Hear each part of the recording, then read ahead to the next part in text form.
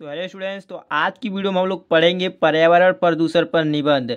आखिरकार board exam में निबंध कैसे लिखा जाता है, कितना पेज लिखे निबंध ताकि हमें फुल मार्क मिले, चाहे आप 10th में हो या चाहे 12th में हो। ये आपके बोर्ड एग्जाम में हर साल आता है और इस बार भी आएगा। ये बहुत ही इंपॉर्टेंट निबंध है, पर्यावरण प्रदूषण। इतना आसान और सरल भाषा में लाया हूँ। अगर आप मेरी वीडियो एक पूरा लास्ट तक देख लेते हैं तो आपको ये निबंध तो याद होने वाला है, क्योंकि निबंध को रटा नहीं जाता है, समझकर पढ़ा जाता है। अगर आप उसे 2-3 बार पढ़ लोगे तो आपको ऑटोमेटिक याद हो जाएगा। मैं इतना लिख कर दे रहा हूँ। तो सबसे पहले आपको बोर्ड एग्जाम में लिखना है, तो पहले आपको प्रश्न उत्तर संख्या डालना है।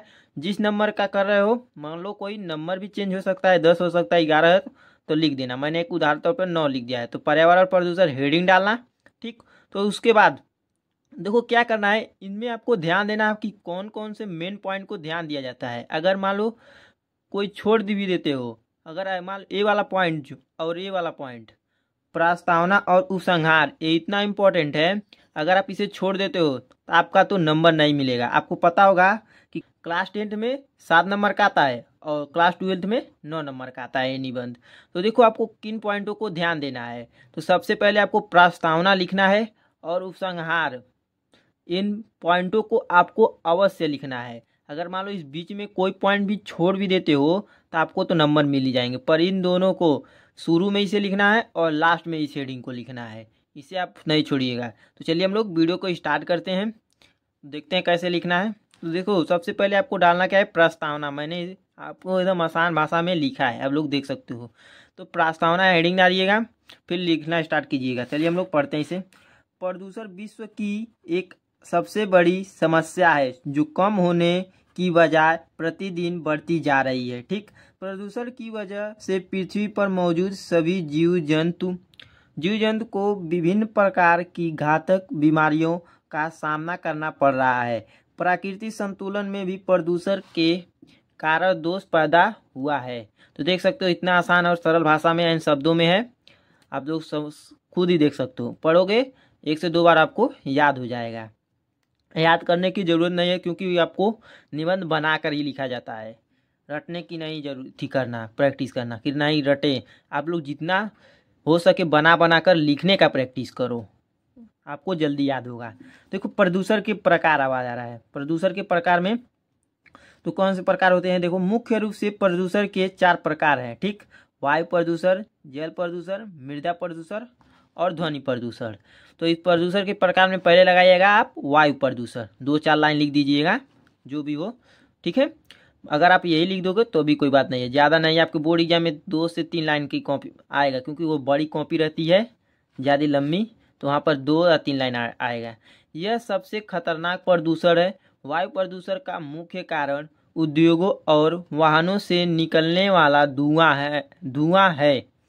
वायु प्रदूषण के कारण वायुमंडल में कार्बन डाइऑक्साइड की मात्रा बढ़ रही है, ठीक। ये हो गया हमारा वायु प्रदूषण। अब हम लोग हेडिंग लगाएंगे क्या, जल प्रदूषण का। तो देखो अब हमारा आ जा रहा है जल प्रदूषण। तो जल प्रदूषण में हम लोग क्या लिखोगे, उद्योगों और घरों से निकला हुआ कचरा कई बार नदियों और अन्य जल स्रोतों में मिल जाता है, जिससे यह उन्हें प्रदूषित कर देता है, ठीक। जल प्रदूषण के कारण अनेक बीमारियां पैदा होती हैं, समझ रहे हैं आप।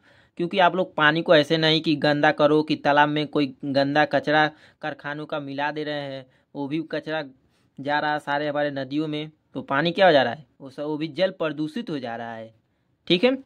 जो बड़े बड़े कारखाने हैं, ठीक है। तो मृदा प्रदूषण आ जा रहा है आपका। आप देखिए मृदा यानी मिट्टी, तो ये देखो मिट्टी में होने वाली प्रदूषण को मृदा प्रदूषण कहते हैं, ठीक। यह मुख्यतः खेती में अत्यधिक कीटनाशक का उपयोग करने से या ऐसे पदार्थों जिसे मृदा में नहीं होनी चाहिए उसके मिलने पर होती हैं, ठीक है।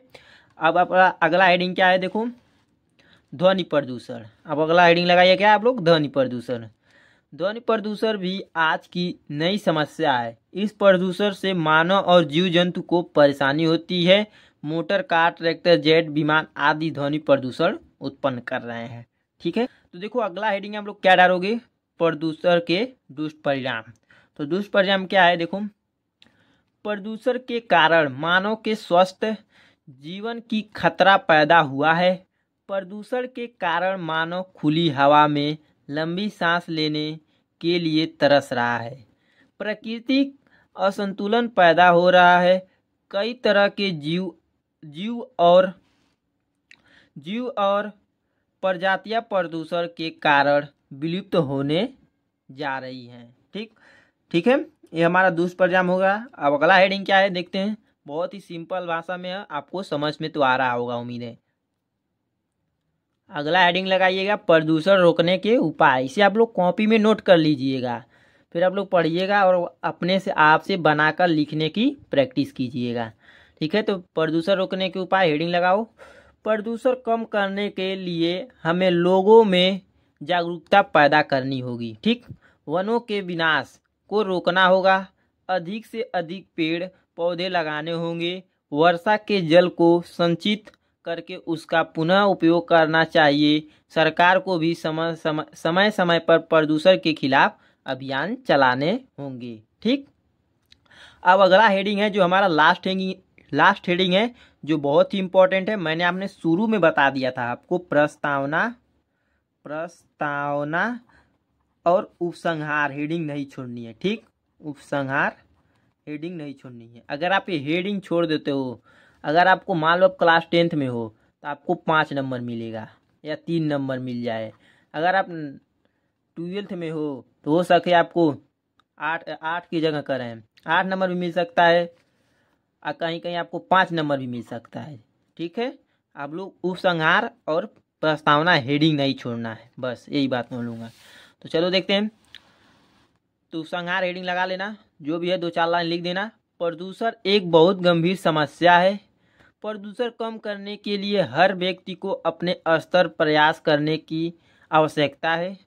हमारा कर्तव्य है कि हम प्रदूषण के खिलाफ अपना योगदान देकर पर्यावरण को सुरक्षा करें। ठीक है, इतना आप लोग लिख दोगे तो आपको पूरा 7 नंबर और 9 नंबर। अगर आप क्लास 10th में है तो 7 नंबर और 12th में है तो 9 नंबर आपका कंफर्म हो जाएगा।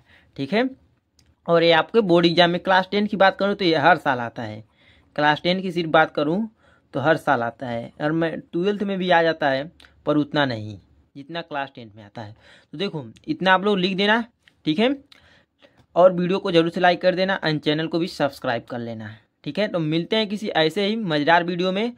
और जो जिस टॉपिक पर आपको वीडियो चाहिए, मान लो कोई टॉपिक है आपको आ रहा है कि वो टॉपिक पे वीडियो नहीं आपको मिल रही है अच्छी से, तो आप लोग कमेंट कीजिएगा कि भैया कि आप हमें इस टॉपिक पर वीडियो बना दीजिए, हमें उस पर पढ़ाई करनी है। आपके लिए वो भी वीडियो मैं बना दूंगा। ठीक है, तो वीडियो को लाइक कर देना, चैनल को सब्सक्राइब करना है। मिलते हैं किसी नेक्स्ट वीडियो में, तब तक के लिए जय हिंद, वंदे मातरम।